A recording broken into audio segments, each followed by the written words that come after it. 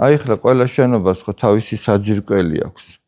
სანამ შენობას ააშენებენ, მიწას ამოთხრიან და ბევრ ბეტონს ჩაასხავენ, ცემენტს, რომ ყარის საძირკველი ქონდეს. დავუშვათ ვინმემ რო ააშენოს სახლი და აი ნახეთ რა კარგი სახლი ავაშენე, მაგარი საძირკველი აქვს. არა და საძირკველი რო არ ქონდეს. რომ მოვა წვიმა და რაღაცა მიწისძვრა იქნება, ის სახლი უცბად დაიშლება. გამოჩნდება რომ თურმე არ გაუკეთებია. ესე რომ ტყუილი არ დაიმალება საბოლოო ჯამში და თან კიდე როგორც სახარებაში უფალი ამბობს, ტყუილის მამა არისო ეშმაკიო. როდესაც ადამიანი ცრუობს, ესე იგი ეშმაკის საქმეს აკეთებს. დავუშვათ რაღაცა დააშავე კლასში, რაღაც გააფუჭე. სკამი გადააგდე, გაატყდა, ან რაღაც მოხდა.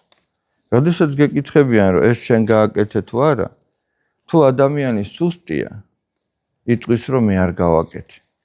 ეცდება, რომ როგორღაც თავი გაიმართლოს, გამოძრეს, როგორც იტყვა. მაგრამ თუ ძლიერია, ეს ძლიერი სულის ადამიანის თვისებაა, რომ თქვას, დიახ, მასწავლებელო, ეს მე გავაკეთე. ეს არის ვაჟკაცური ხასიათი. ეს ძალიან მნიშვნელოვანია.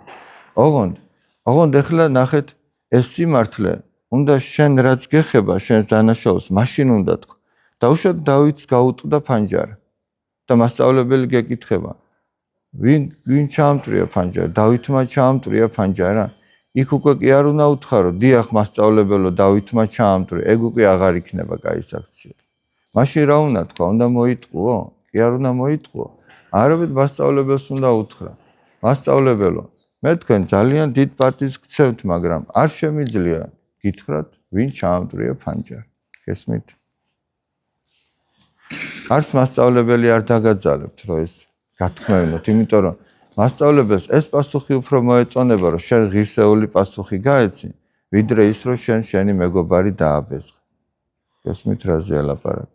ისე რომ აი უნდა თქვათ სიმართლე და თუ სიმართლის თქმა არ არის სწორი, აი ხა რაც თქვი ამ შემთხვევაში, მაშინ უნდა თქვა, რომ მე ვერ გეტყვით მაგ სიმართლეს, თვითონ შეეკითხეთ დავითს და თვითონ გაგცემთ პასუხს.